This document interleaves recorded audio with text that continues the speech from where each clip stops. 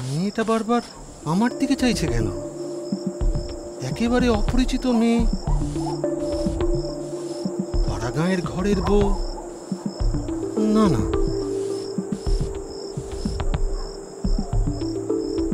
এমন ব্যবহার তো ভালো নয়। কি হাঙ্গামায় আবার পড়ে যাবো রে বাবা। কর্তাকে ডেকে কাছে বসিয়ে রাত্রে রাত্রে গল্প করবো নাকি?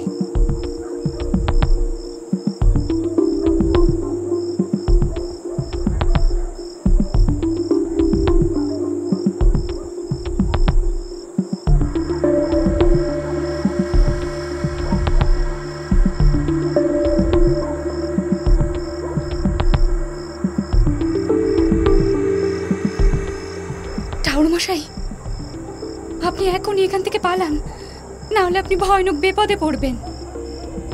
এরা সব ফাঁসুরে ডাকাত। কি?